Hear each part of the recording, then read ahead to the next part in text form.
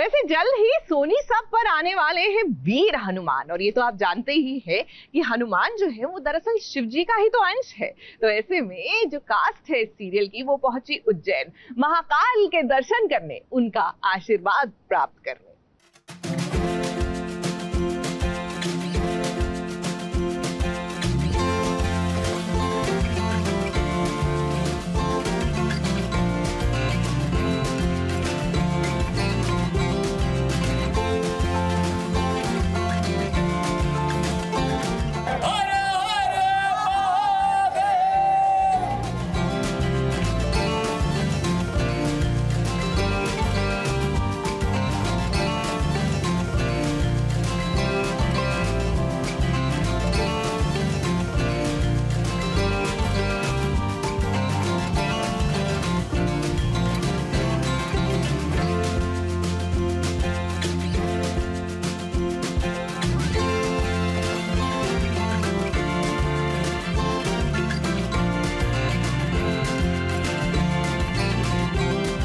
महाशिवरात्रि भगवान शिव और माता पार्वती को समर्पित है और इस पर्व को भोले बाबा के भक्त पूरे साल इंतजार करते हैं। इस दिन विधि विधान के साथ शिव पूजन करने से सभी मनोकामनाएं पूरी होती हैं। ऐसे में भला सोनी सब टीवी के नए शो वीर हनुमान के कलाकार कैसे न महादेव के दरबार में हाजिर होते जब मौका और दस्तूर दोनों हो। इसलिए तो शो की पूरी कास्ट के साथ साथ शो के प्रोड्यूसर सिद्धार्थ कुमार तिवारी भी पहुंचे उज्जैन महाकाल के दर्शन के लिए।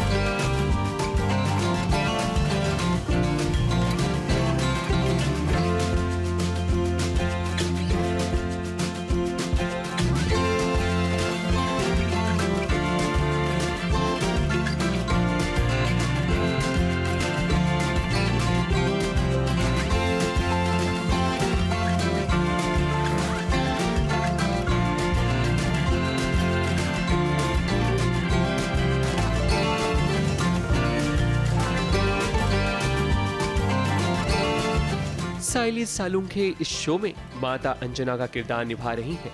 आन तिवारी बाल हनुमान का किरदार निभाते हुए नजर आएंगे, तो वहीं माहिर इस शो में एक नहीं बल्कि दो किरदार निभाने वाले हैं। और बात करें आरव चौधरी की, तो वो हनुमान के पिता केसरी का किरदार निभाएंगे। ये सभी महाकाल के दर्शन पाकर खुश तो हुए ही, पर महाकाल की आरती का नजारा देखकर इन सभी का मन मंत्रमुग्ध हो गया।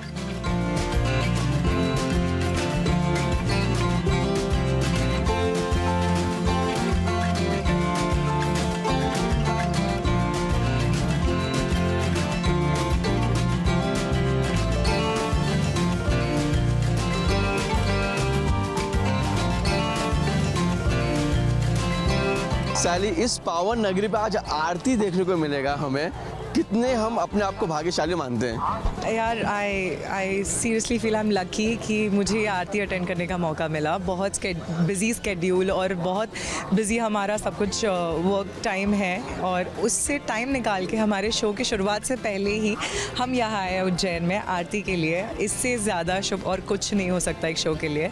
महाकाल की नगरी में है, कुछ हिस्टोरिक करने जा रहे हैं, उनकी ब्लेसिंग्स लेने आए हैं। इससे ज़्यादा ब्यूटीफुल क्या हो सकता है। मैं पूरी टीम के बिहाफ पे बोलूँगा कि we are very grateful, very blessed कि भगवान ने बुलावा दिया है, हमें बुलाया है और ब्लेसिंग्स दे रहे हैं। ये बालक जो हैं ये बाल हनुमान का किरदार निभा रहे हैं, और महादेव की कृपा से ही हनुमान हमें मिले हैं। और हमें जब मैं कह रहा हूँ तो मैं अपने किरदार की बात कर रहा हूँ, मैं केसरी का किरदार कर रहा हूँ और आप माता अंजना का किरदार निभा रही हैं। और ये हमारे लिए बहुत ही सौभाग्य की बात है कि शिवरात्रि आ रही है और प्रभु की कृपा हम पर, सभी पर और हमारे शो पे हो।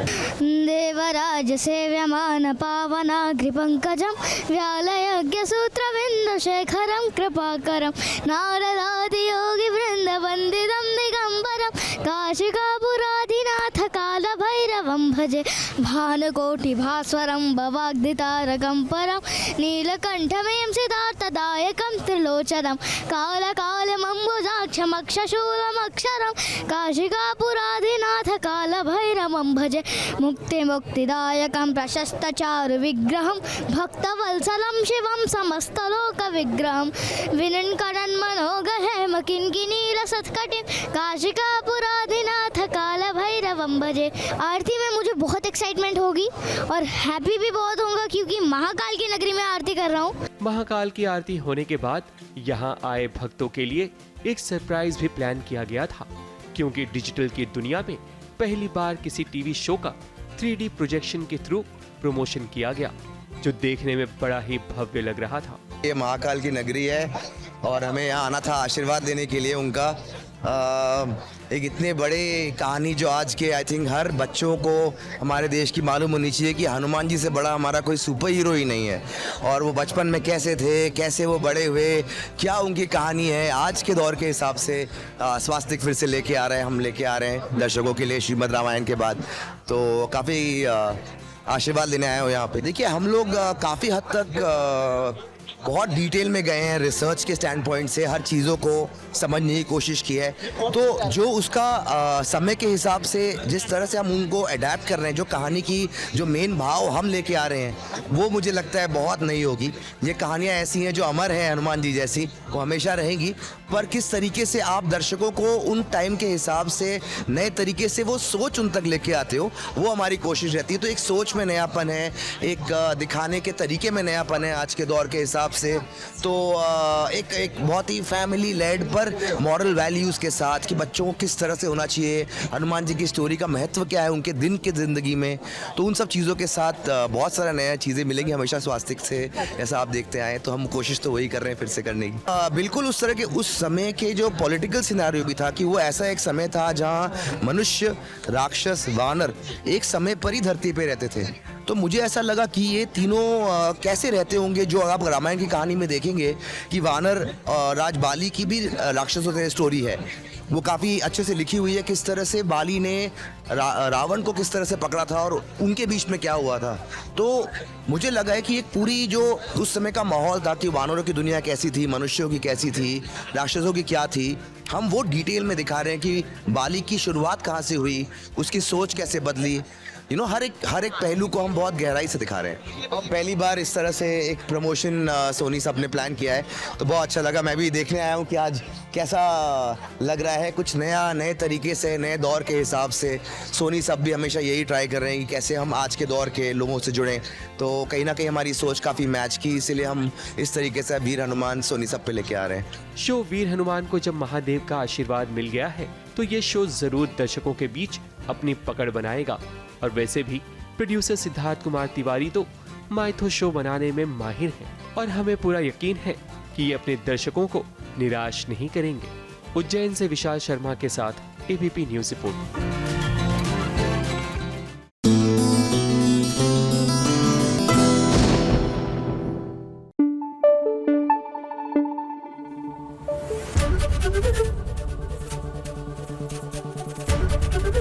एबीपी न्यूज आपको रखे आगे। देखिए, टेलीविजन की हमारी बहुएं जो होती हैं वो पूजा आराधना में पीछे नहीं है। ऐसे में सीरियल अनुपमा में वैसे भी शादी का घर है, माहौल है, और ऐसे में महाशिवरात्रि का मौका हो तो जाहिर सी बात है कि अनुपमा और राही दोनों ही महादेव की आराधना में लीन है।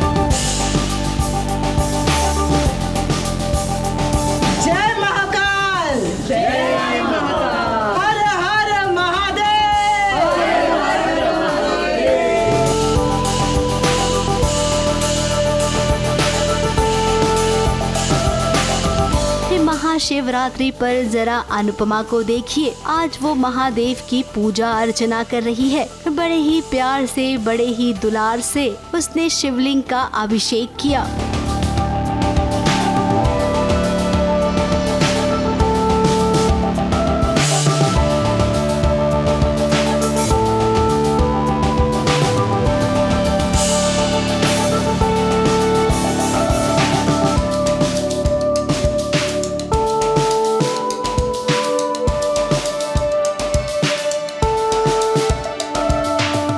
परिवार अनुपमा के साथ है और जरा अपनी राही को देखिए। यूँ तो उसने अपनी माँ से सारे गुण सीखे हैं और आज वो शिव भक्ति भी देख रही है अनुपमा की।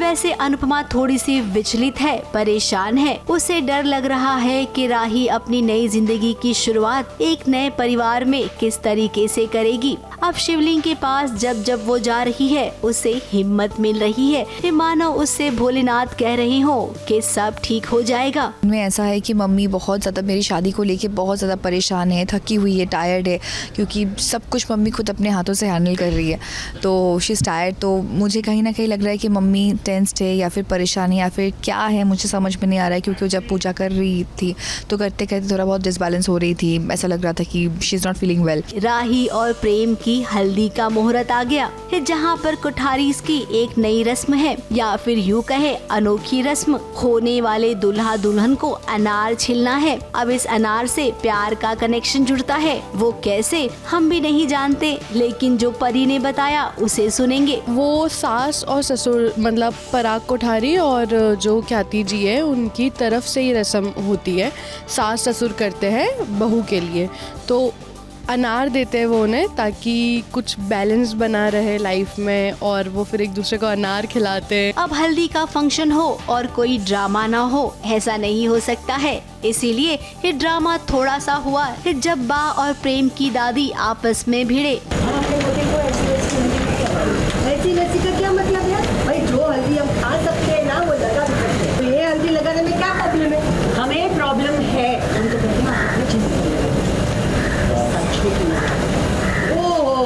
एक काम करो, ये हल्दी आप अपने पास ही रखो, रोज कोई कोई लगाते रहे, शादी तक आप प्रेम की दादी नहीं बहन लगने लगो। समझ रही है? वैसे इनका भिड़ने का सीन ना थोड़ा और लंबा होना चाहिए था, दर्शकों को और भी अच्छा लगता देखने में। चलिए कोई नहीं, अभी तो केवल हल्दी है, बाकी के फंक्शन बाकी है ना, और मेन ड्रामा तो शादी में होगा, जहाँ पर बहुत बड़ा भूचाल आएगा। और ये भूचाल कोई और नहीं बल्कि राही के पापा लाने वाले हैं। जी हाँ, सीरियल में जल्द ही राही के पापा की एंट्री होने वाली है।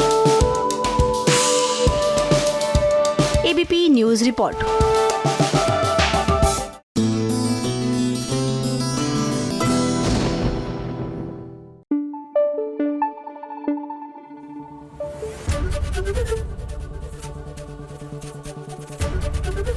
एबीपी न्यूज आपको रखे आगे। हर हर महादेव। जी हाँ, जिसको भोलेनाथ का आशीर्वाद मिल जाए उसके तो जन्मों जन्मांतर जो है वो पार हो जाते हैं। ऐसे में अरमान को भी इन्हीं के आशीर्वाद की जरूरत है। क्या है ना कि उसने अपना हर रिश्ता, ये रिश्ता क्या कहलाता है, में तोड़ दिया है पोदार खानदान के साथ, क्योंकि अब वो अपना रिश्ता निभाना चाहता है अपनी शिवानी माँ के साथ।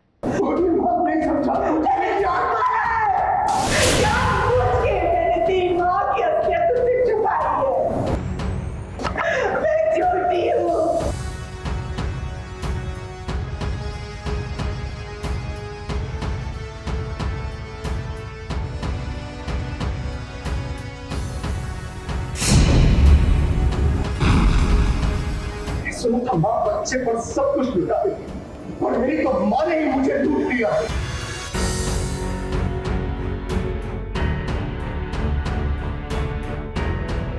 एक बेटे को पूरा हक है अपनी माँ से ये सवाल पूछने का कि बोलो माँ आपने मुझसे मेरी असली माँ की सच्चाई क्यों छुपाई। अब जबकि अबीरा ने अरमान की असली माँ को खोज ही लिया है, अरमान को भी पता चल गया है कि उसकी असली माँ जिंदा है, तो जाहिर सी बात है कि वो अपने परिवार वालों से सवाल पूछेगा।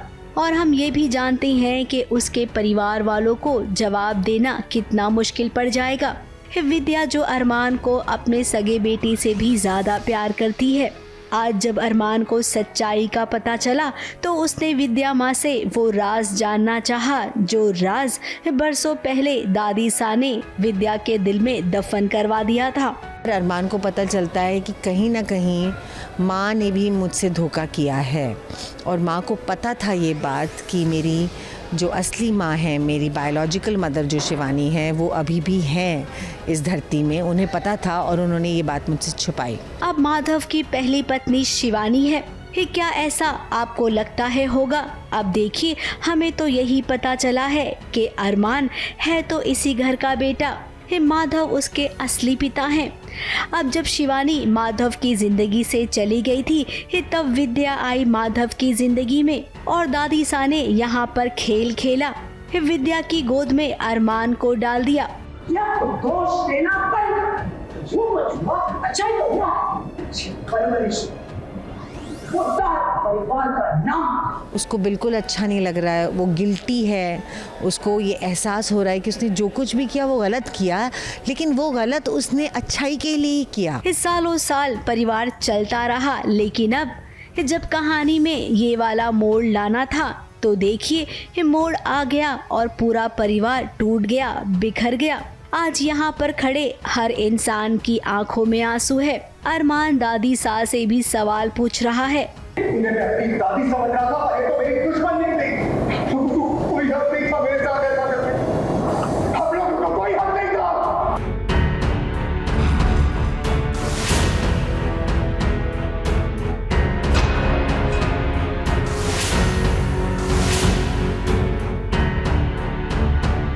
दादी सा जब जब खुश होती हैं सबको टॉफी देती हैं और सबसे ज़्यादा टॉफी अरमान को मिले हैं, लेकिन आज अरमान का दिल इस टॉफी को कबूल करने को तैयार ही नहीं है।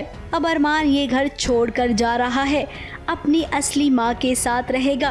अब यहाँ पर अरमान, हम आपसे एक बात ज़रूर कहेंगे, माना कि आपसे बहुत बड़ा सच छुपाया गया, लेकिन कोई सच छुपाने में ही समझदारी होती है। इस सिचुएशन को मद्देनजर रखकर जो उस वक्त विद्या और दादी सा को सही लगा उन्होंने किया, लेकिन क्या आप अभी जो कर रहे हो वो सच है? आपका परिवार, आपका काम, नाम, एहसान सब अपने पास रखिए, मुझे नहीं चाहिए मिसेस का भी होता। अब यहाँ पर भी वही हो रहा है। इस सीरियल में एक्सट्रीम ड्रामा हो गया है। ये ड्रामे के बीच अरमान अबीरा की लव स्टोरी खो गई है। अब हम याद दिलाना चाहेंगे राइटर साहब को कि यहाँ पर इतने एक्सट्रीम ड्रामे की कोई जरूरत नहीं थी। ले आइए ना सीरियल में प्यार वाला मौसम, इसकी जरूरत अरमान अबीरा और उनके फैंस को बहुत ज्यादा है।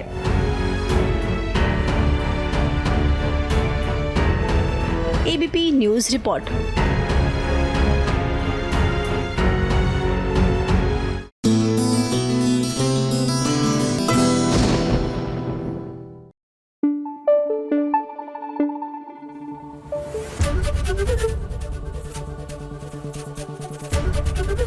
एबीपी न्यूज आपको रखे आगे। देखिए, टेलीविजन की दुनिया में हर त्योहार बड़ी ही धूमधाम से मनाया जाता है, तो ऐसे में महाशिवरात्रि का ये त्योहार कैसे कुछ कम उसकी रौनक हो, उसकी एनर्जी हो। तो चलिए आपको अब लिए चलते हैं हमारी साइली के पास, जिसने महादेव के लिए इतने जप किए, इतनी प्रार्थना की, तो आज भोलेनाथ उनसे प्रसन्न जरूर होंगे।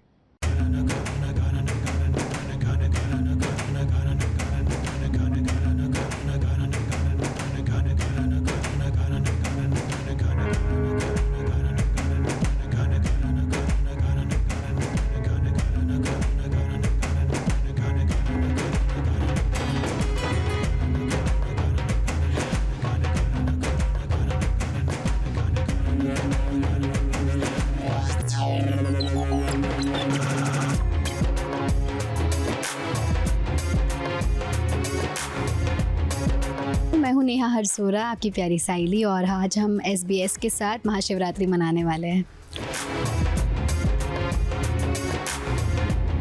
तो आज हम शिव जी का अभिषेक करने वाले हैं। उसके लिए हमारी टीम ने दूध, दही, हनी, फूल, जो चीज़ें चाहिए वो सारी चीज़ें यहाँ पर रखी गई है। और अब आप देखेंगे कि कैसे हम पूजा करेंगे।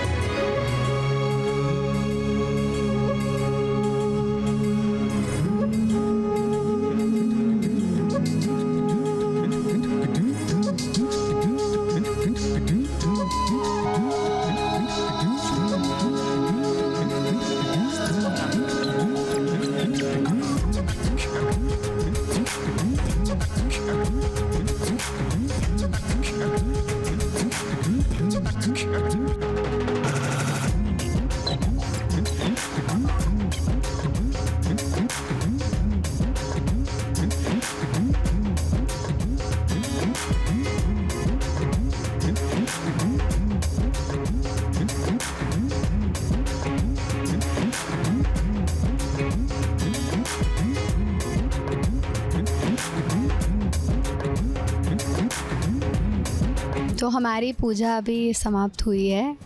हम जो है यूजुअली, मतलब मैं जो गुजराती फैमिली से बिलोंग करती हूँ, हमारे यहाँ पर भी शिवरात्रि ऐसे ही मनाते हैं। पहले शिव भगवान की पूजा करते हैं, सुबह उठकर मेरी पूरी फैमिली हम मंदिर जाते हैं और ऐसे ही हम अभिषेक करते हैं शिवलिंग का, और फास्ट करते हैं उस दिन महाशिवरात्रि का। तो बहुत ही अच्छी मेमोरीज़ है मेरे पास शिवरात्रि की। एंड आज भी मैंने फ़ास्ट किया है शिवरात्रि के लिए। एंड बस कांट वेट कि मैं कब घर जाऊँ और सबके साथ शिवरात्रि मनाऊँ। शिवरात्रि जो है वो हम इसलिए मनाते हैं क्योंकि इस दिन शिव भगवान और पार्वती माँ की शादी होती है, वो दोनों का मिलन हुआ होता है, जिसकी वजह से हम मनाते हैं शिवरात्रि। उड़ने की आशा के लिए उड़ानी मांगी है कि बस ऐसे ही उड़ान भरती रहे हमारा शो। और बस हम सब जो है वो गणपति बप्पा मोरया करते रहते हैं। आज तो हमने उनके पापा जी से भी कुछ मांग लिया है, तो आई एम श्योर वो हमारी विश ज़रूर पूरी करेंगे। Thank you.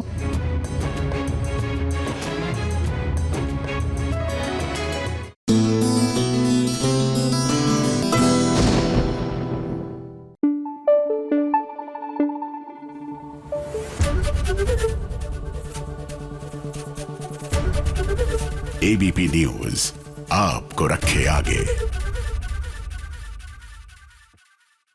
देखिए, कहते हैं कि सती ने हर जन्म में महादेव को पाने के लिए घोर तपस्या की, और उसके बाद उनकी जोड़ी ऐसी बनी कि सदियों तक हर कोई चाहता है कि जोड़ी हो तो महादेव और माँ पार्वती जैसी हो। लेकिन उसके लिए मन में एक दूसरे के लिए प्रेम होना बहुत जरूरी है।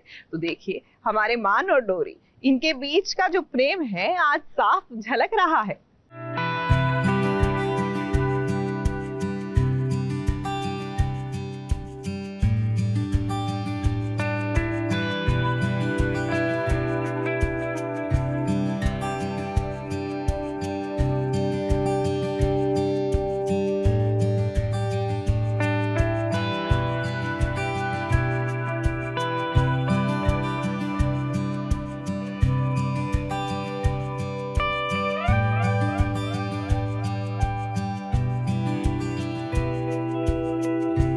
दो लोग अगर एक दूसरे के साथ रहने के एहसास को समझ जाएं तो प्यार हो ही जाता है।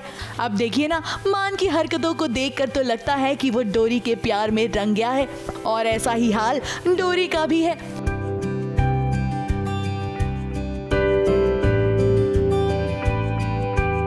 एक मिनट रुकिए, जरा सब्र तो रखिए। जानते हैं ना, इनके बीच प्यार वगैरह कुछ भी नहीं है। हाँ, वो बात अलग है कि मान और डोरी का रिश्ता ऐसा रिश्ता है जहाँ इन्हें सभी के सामने प्यार का दिखावा करना पड़ रहा है। और इसीलिए तो जब काव्या इन पर नजर रखेगी तब दोनों ऐसे बिहेव करेंगे कि जैसे दोनों एक दूसरे के प्यार में गुम हो चुके हैं।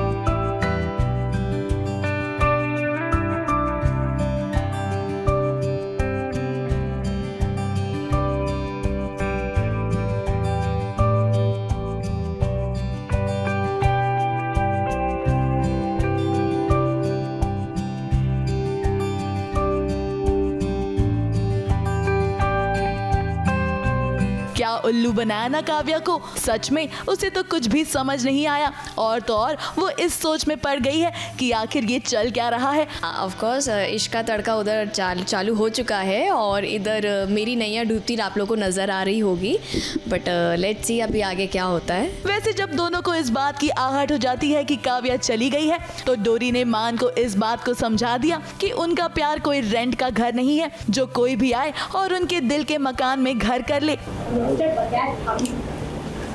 डोरी का दिल ना कोई रेंट का मकान नहीं, कोई जब मर्जी आए उसकी चला गया। अब बेचारी डोरी मान के साथ साथ उसके परिवार वालों को भी झेल रही है, और साथ ही साथ उसके सामने कई और समस्याएं भी हैं जो उसे खुद ही हल करनी है। तभी तो जब वो कपड़े धो रही थी तो उसे समझ नहीं आया कि वो कपड़े धोए तो कहाँ धोए।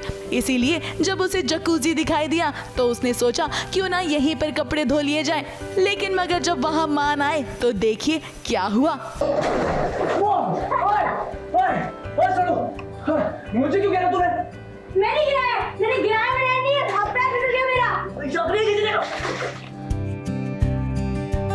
वैसे पानी में शूट करना एक्टर्स के लिए आसान नहीं होता है, उन्हें हर चीज का ध्यान देना पड़ता है, और इसके लिए देखिए बार बार कैसे टेक्स लिए गए। अब अगर कहानी की बात करें तो वाकई में जब किस्मत ने इनकी जोड़ी बना दी है तो धीरे धीरे इनके बीच प्यार भी आ ही जाएगा। मुंबई से शिवानी सिंह के साथ एबीपी न्यूज रिपोर्ट।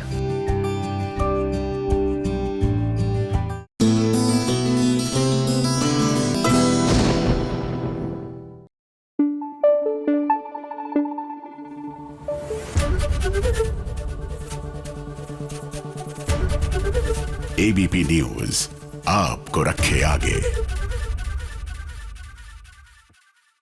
देखिए, महादेव जो है ना वो सबको बहुत ही शक्ति देते हैं, यकीन मानिए। उनकी पूजा आराधना करके एक आत्मविश्वास जागता है। अब हर किसी का पर्सनल एक्सपीरियंस भी हो सकता है, लेकिन मैं अपनी बात कर रही हूँ। ऐसे में अब चलिए आपको लिए चलते हैं राम भवन की ईशा यानी खुशबू के पास, क्योंकि आज वो भी महादेव की भक्ति में लीन है।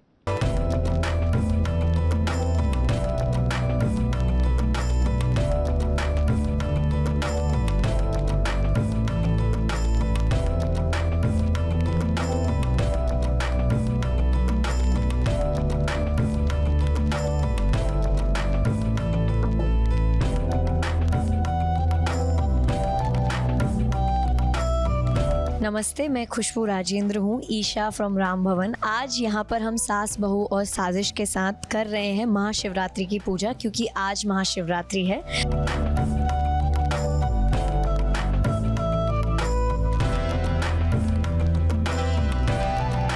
हमने यहाँ पर शिव जी की पूजा के लिए कुछ तैयारी की है। यहाँ पर है शक्ति का 16 श्रृंगार, क्योंकि शिवरात्रि के दिन मनाया जाता है शिव भगवान की शादी का दिन, तो इसलिए यहाँ माता सती के सारे श्रृंगार की सामग्री है। बेलपत्र है जो शिव भगवान के फेवरेट माने जाते हैं, ये धतूरा है और ये उनके फेवरेट फूल हैं। वाइट फूल उन्हें ख़ास तौर पे काफ़ी पसंद है।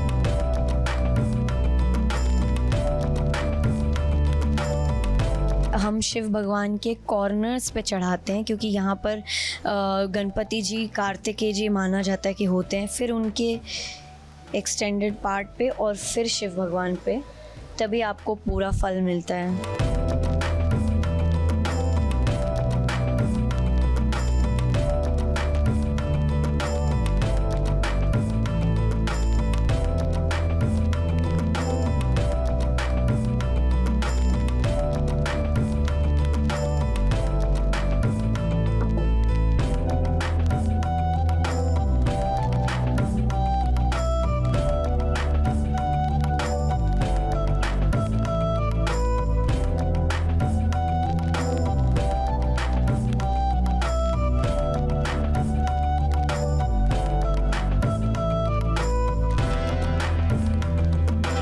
हमने पूजा सारी कर ली है और आप तो जानते ही हैं महाशिवरात्रि क्यों मनाया जाता है, पर फिर भी मैं आपको बता देती हूँ कि आज शिव और शक्ति का मिलन हुआ था और आज उनकी मैरिज डेट भी बोल सकते हैं कि है, तो इसलिए महाशिवरात्रि मनाई जाती है।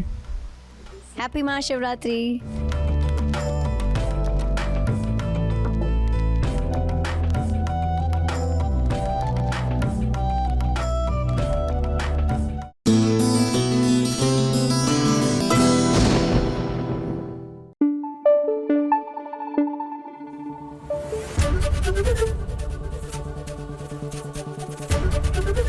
एबीपी न्यूज आपको रखे आगे।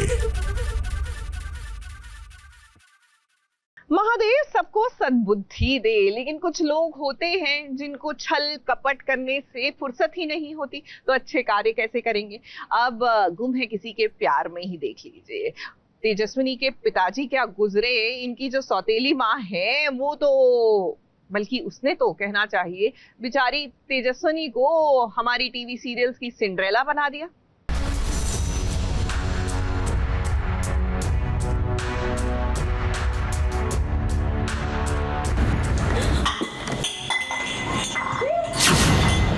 ये सारे कपड़े धो, और तुझको मालूम है ना, रंगीन कपड़े अलग और सफेद कपड़े अलग। एक भी कपड़ा खराब हुआ ना तो देख मैं क्या करती है। चुपचाप कपड़े उठा और धोने जा। घूर क्या रही है? हाँ, चुपचाप कपड़े धो।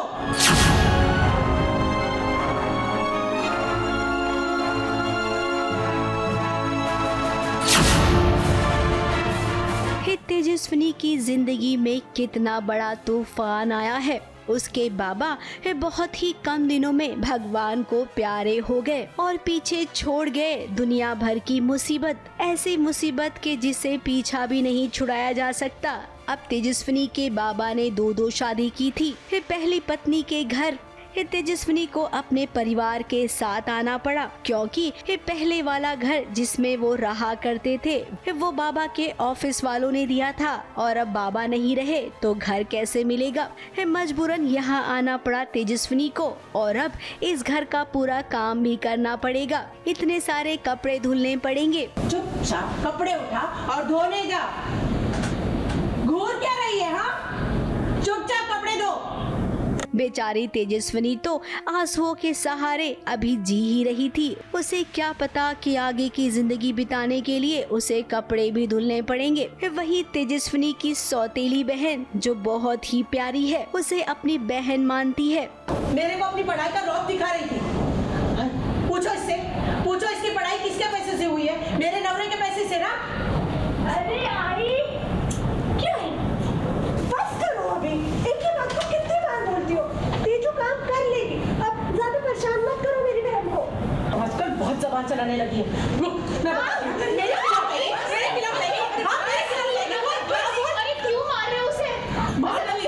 अब देखिए, इतने दिनों से गुम है किसी के प्यार का ये नया अध्याय हम देख रही हैं। जब प्रोमो आया था तब लगा था कि शो कुछ अच्छा करेगा, लेकिन जब दूसरा प्रोमो आया जहां पर तेजस्विनी के पापा ने नील से कहा कि तुम मेरी बेटी से शादी कर लो, इस प्रोमो में कुछ भी नया नहीं था। अगर चाहते तो ऋतुराज और तेजस्विनी की लव स्टोरी को थोड़ा सा बिल्डअप कर सकते थे, उसके बाद नील को तेजस्विनी की जिंदगी में लाना चाहिए था। लेकिन आजकल न जाने सीरियल्स को क्या हो गया है, हीरो हीरोइन के बीच की केमिस्ट्री को बिल्डअप ही नहीं करते हैं, सीधा ड्रामा ड्रामा और ड्रामा। हम तो यही कहेंगे कि केवल ड्रामे के भरोसे एक कहानी आगे नहीं बढ़ती है। कहानी को मेंटेन भी करना पड़ता है। हीरो हीरोइन को प्यार भी होना चाहिए। ये जरूरी नहीं है कि हर लव स्टोरी में ट्रायंगल एंगल देना ही चाहिए। ABP news report. भाई को ये नहीं कहा, मैंने बोला ना पहले काम खत्म करेगी उसके बाद खाना खाएगी। अरे पूरी जिंदगी मेरे हक का खाते आए हो तुम लोग। अब मेरे हक का काम नहीं होता तुम लोगों से। जब तक काम पूरा नहीं होगा इसको खाना नहीं मिलेगा।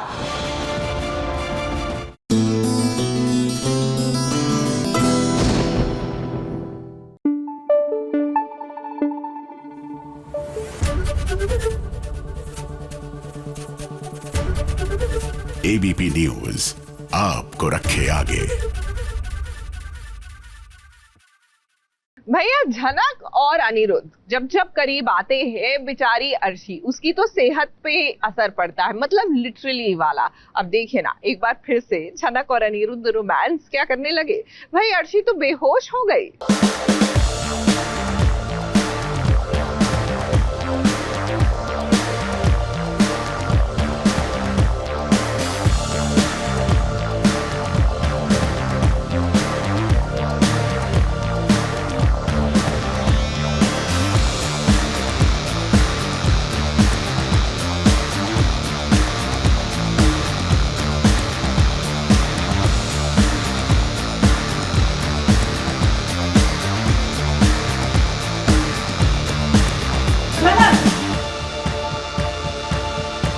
चोट तो दोनों के ही दिल में लगी है, मगर प्यार झनक और अनिरुद्ध अभी भी एक दूसरे से करते हैं। फिर भले ही दोनों अपने प्यार को जाहिर ना करें, क्योंकि इनके बीच अर्शी नाम की एक बला जो खड़ी है। जी हाँ, छोटन और मृणालिनी की शादी में देखिए किस्मत ने एक बार फिर मिला दिया है अनिरुद्ध और झनक को, और जब दोनों मिले तो मानो दोनों एक दूसरे में खो से गए।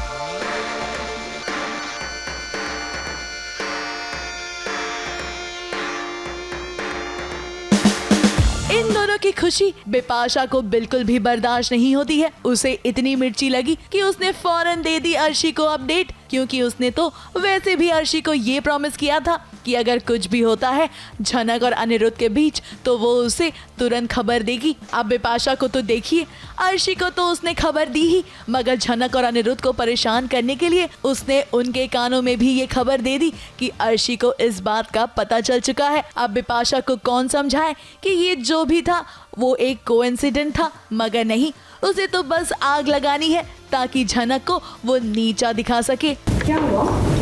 क्या कर रहे थे सबके सामने? वक्त थम गया था क्या? सॉरी, तुम तो बिजी हो गए थे, पूरी दुनिया भूल चुके थे, इसलिए तुम्हें ख्याल नहीं आया। अर्शी कॉल कर रही। क्या? हाँ।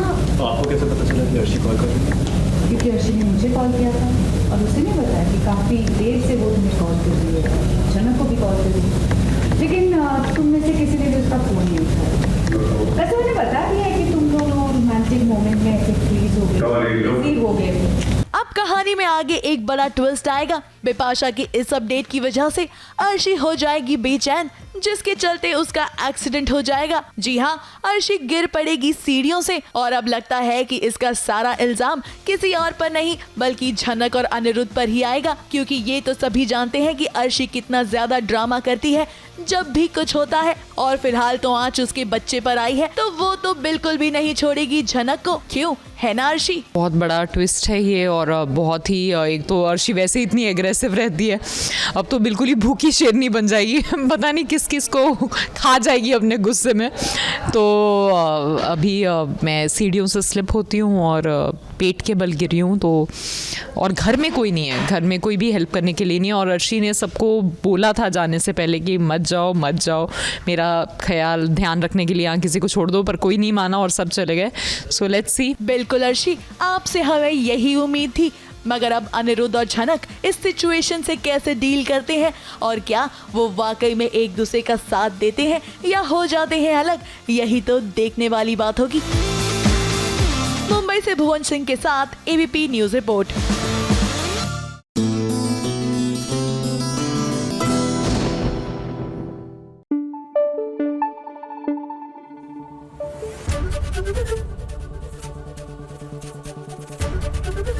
एबीपी न्यूज आपको रखे आगे। चलिए अब बात करते हैं सीरियल मंगल लक्ष्मी की। यहाँ पर मंगल जो है उनकी आस्था में कोई कमी नहीं है, और लगता है कि इस बार तो भगवान महादेव जो है उनसे प्रसन्न होकर उनको भी एक अच्छे वर का आशीर्वाद दे ही देंगे, क्योंकि जिस तरह वो सेवा कर रही है ना सिर्फ भगवान की लेकिन आदित्य की भी, डिस्पाइट हिज बिहेवियर। भैया आदित्य, अगर आप अभी भी प्रसन्न नहीं हुए और आपकी अंतरात्मा आपको झकझोरती नहीं है कि मेरी पत्नी मेरे लिए क्या करती है, तो फिर आपका कुछ नहीं हो सकता।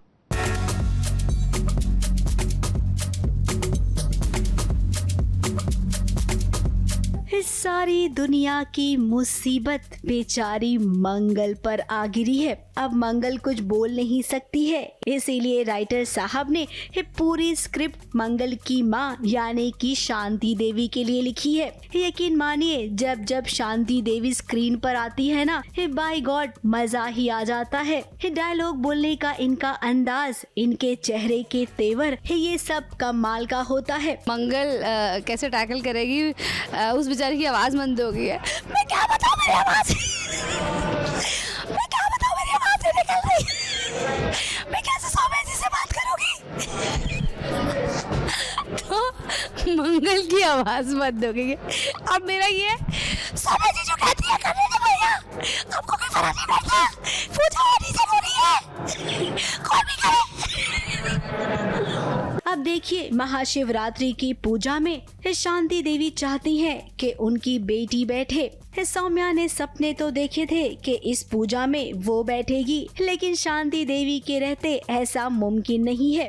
मंगल की जो आवाज की बैंड बज गई है तो उसको क्या ही फर्क पड़ता है, सौम्या पूजा करे कोई करे भैया तैयार। वहीं दूसरी ओर शांति देवी ने कमाल कर दिया जब उन्होंने मंगल की सास को एक नए रूप में देखा और सबके सामने उनका मजाक उड़ा दिया। तो आज शिवरात्रि है और शिवरात्रि की पूजा करने बाहर कुसुम आती है कॉन्फिडेंस से, लेकिन बाहर आके देखती है तो शांति जी बहुत मजाकिया टोन में बोलती है कि अरे ये परकटी मैम को कहाँ से ले आए।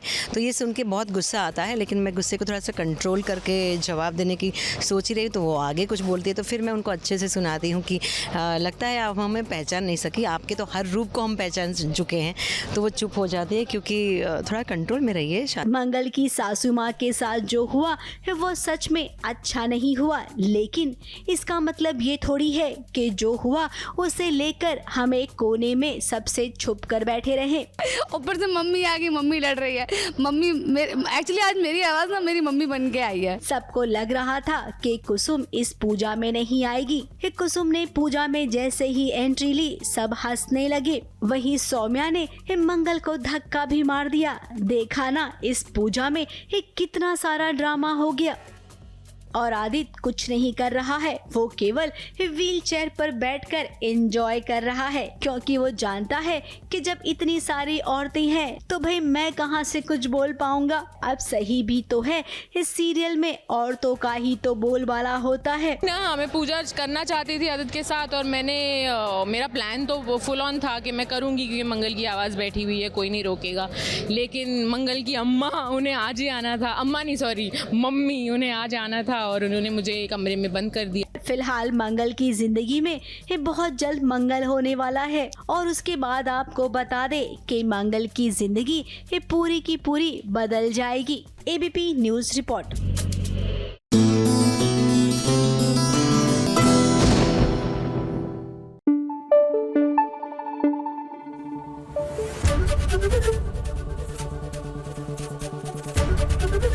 एबीपी न्यूज आपको रखे आगे।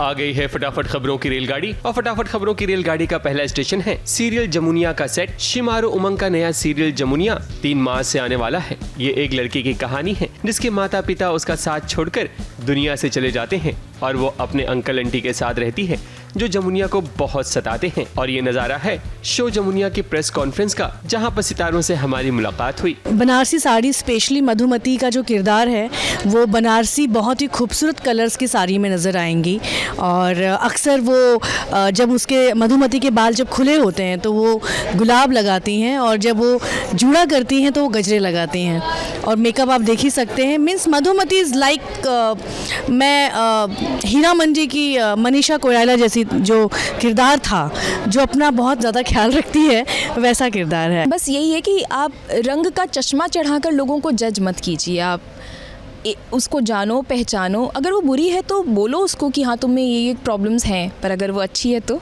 फिर तो बहुत अच्छी बात है। तो बस यही रंग के चश्मे से आप जज मत करिए। जमुनी का कैरेक्टर यही आपको बताना चाहता है कि रंग के चश्मे से आप मत जज कीजिए दुनिया को। हमें गोरी लड़की ही चाहिए, हमें ऐसी लड़की चाहिए जो घर का देहरी ना लांगे, जो जिसके अंदर ऐसे संस्कार हो कि घर के काम काज करे, सारी चीज़ें करे, जो पढ़ाई लिखाई करनी है सब कुछ करे पर घर के बाहर ना जाए। तो ऐसा हमारा कैरेक्टर है। और व्यास फैमिली जो अपने फुलेरिया गांव की सबसे बड़ी फैमिली है उसको रिप्रेजेंट करते हैं।